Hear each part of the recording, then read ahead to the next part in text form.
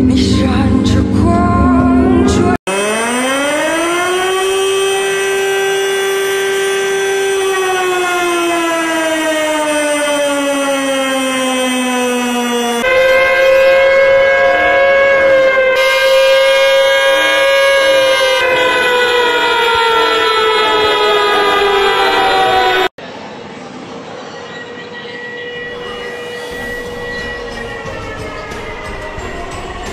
Halo teman-teman, ketemu lagi dengan saya Arsanti. Dan di vlog kali ini saya mau vlog sharing-sharing lagi ya tentang hal yang ada di Tiongkok. Dan kali ini saya mau sharing tentang sejarah yang ada di Tiongkok. Dan hari ini itu tanggal 18 September. Jadi tiap tanggal 18 September ini dinyalakan alarm atau sirine di seluruh wilayah yang ada di Tiongkok. Seperti teman-teman lihat ya di awal video, itu alarm sirinenya dinyalakan di seluruh wilayah, baik di jalanan, di sekolahan, ataupun dimanapun pasti terdengar nih alarm. Dan biasanya akan dinyalakan sebanyak 3 kali di hari itu, di tanggal 18 September ini. Dan tentunya alarm sirine ini dinyalakan setiap tahunnya. Nah, kenapa diperdengarkan setiap tahunnya?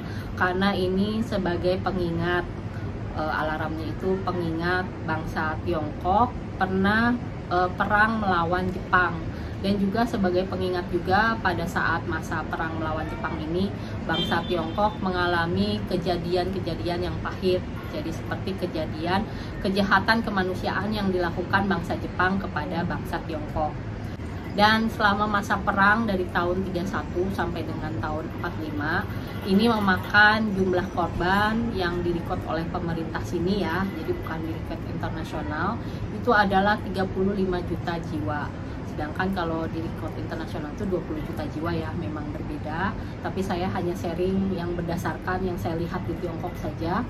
Dan kejadian 18 September ini juga ada dituangkan di buku sejarahnya Tiongkok ya, namanya buku historinya itu ada di sekolah-sekolah Tiongkok, ada dari SD, SMP, SMA pasti mempelajari. Kejadian 18 September ini juga diklaim oleh Tiongkok adalah sebagai awal mulanya Perang Dunia Kedua. Karena kalau diklaim internasional itu kan awal Perang Dunia Kedua itu ditandai dengan Jerman invasi Polandia ya pada tahun 1939 kalau nggak salah. Itu sih fakta unik yang saya baru temukan sekarang teman-teman di sini. Saya lihat di buku sejarahnya.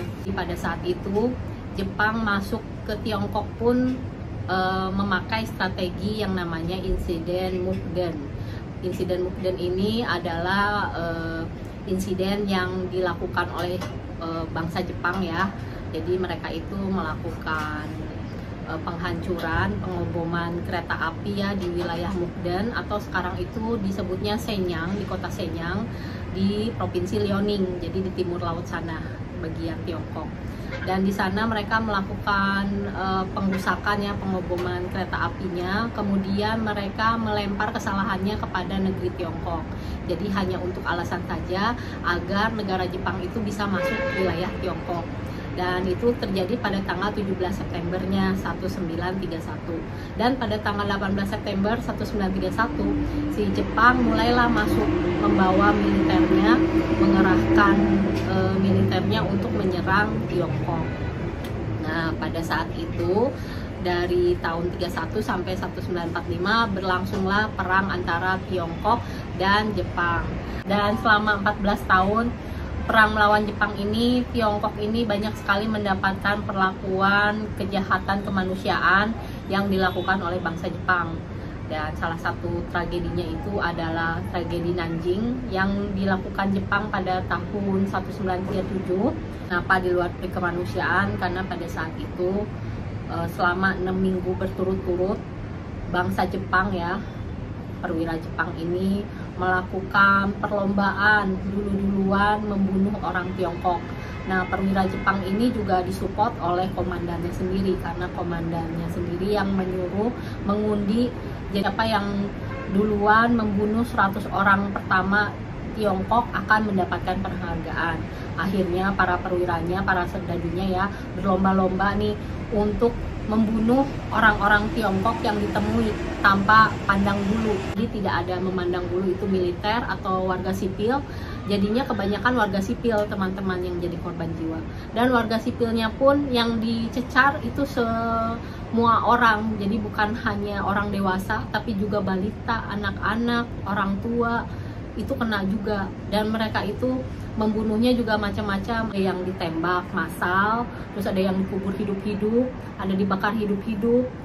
Kalau wanita dan remaja wanita itu diperkosa secara bergiliran ya oleh serdadu Jepang.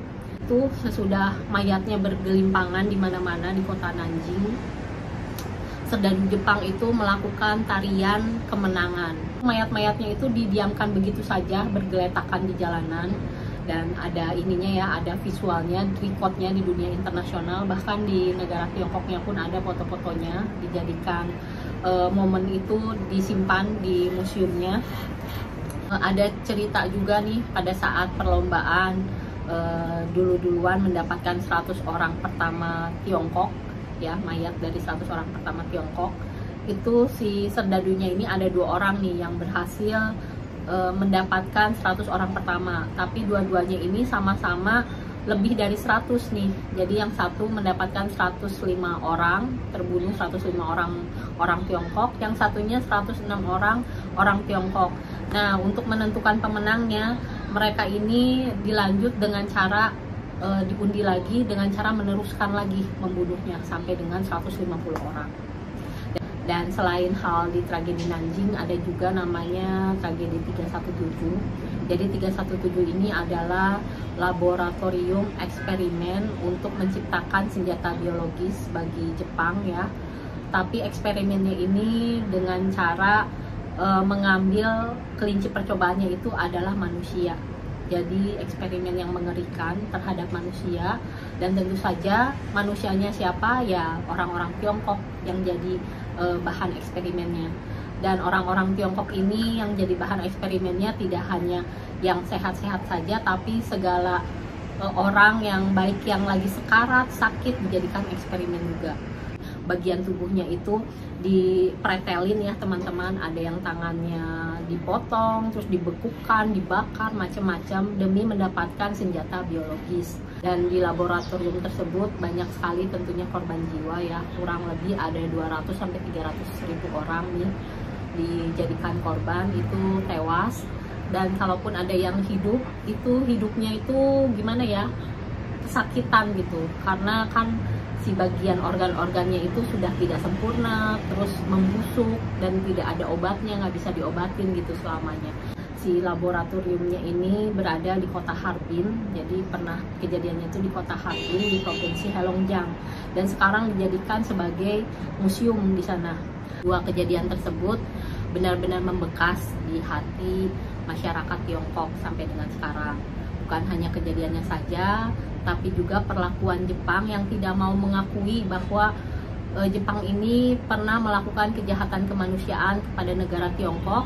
Bahkan untuk minta maaf pun juga tidak ada sampai dengan sekarang. Makanya kenapa negara Tiongkok ini sangat dingin ke negara Jepang sampai dengan sekarang. Misalnya saya tanya nih ke orang tua sekarang tentang Jepang, mereka akan menceritakannya menggebu-gebu gitu, bencinya ke negara Jepang itu.